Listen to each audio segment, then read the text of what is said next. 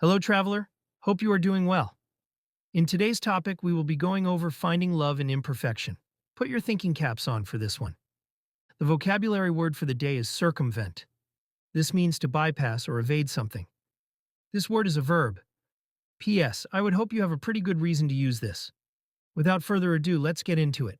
With how society is today, it's hard just to find love sitting just anywhere.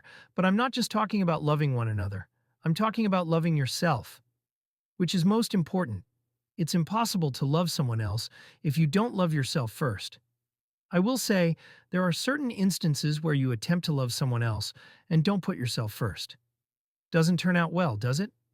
Allow me to guide you on how we can regulate our feelings first, so that we can search for love with 20/20 vision and not blindly searching. Before we really expand, let's go over the actual definition of the word love. Love is an intense feeling of deep affection. This emotion is characterized by strong feelings of affection sprouting from companionship, admiration, and benevolence, associated with intimacy, passion, and commitment.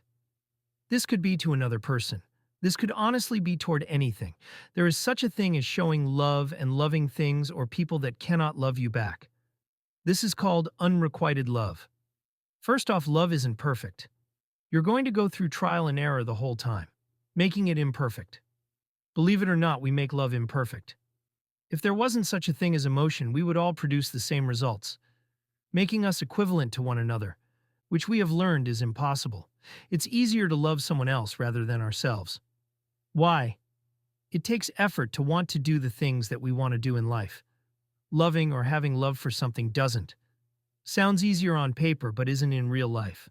Let's get into the reason why you haven't found or achieved love for yourself. The disguise of being present means if you are around certain people, you produce different outcomes that you probably wouldn't if you were with a different group. Why is that? It's because we can get wrapped up in worrying about what other people have to say or think, and it'll affect what we do not just as a person, but as a whole.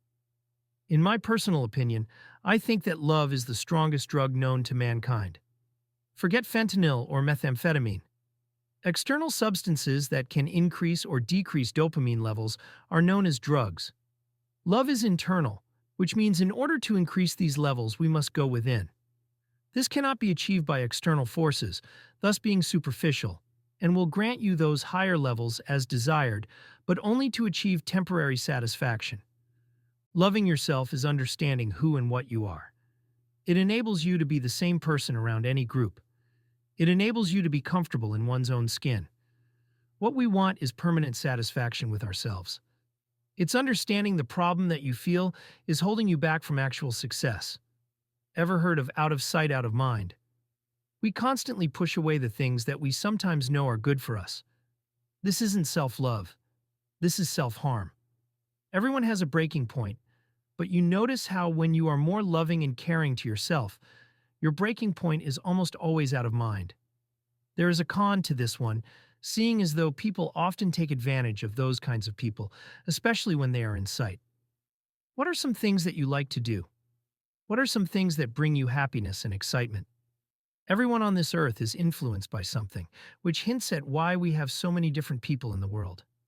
Good people, bad people, ugly people. And no, I'm not calling anyone ugly.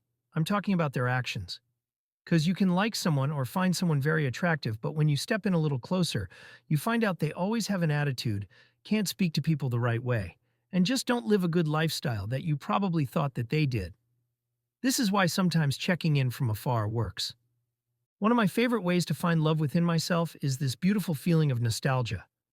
Nostalgia is sentimentality for the past. This could be old childhood games, old childhood shows, and older events that just brought you genuine bliss while being in that past time. Nostalgia involves emotional properties, but it doesn't fit into the category of basic emotions. Reaching back into your past life and seeing what always made you smile and feel great helps you develop a love for a certain entity. They say love is hard, and it is. But we are the ones that make it hard. Think about it like this. If everyone who ever fell in love with someone loved themselves first, everyone would have found the right person, and there would never be conflict within relationships. One of the main drivers of conflict is love. You wouldn't be jealous or envious of another person if you loved yourself. So think about it like that. At one point, we were all children. Some grew up better and fared better than others, but there is at least one thing that you've had that made you happy. Go find what that is to be one with yourself again. You might even find your passion. With that being said, I genuinely appreciate your attendance today. It never goes unwanted or unnoticed. I appreciate those who tuned in and stuck around till the end. If anyone hasn't told you today already, I just want to tell you that I love you, traveler. And as always, until next time.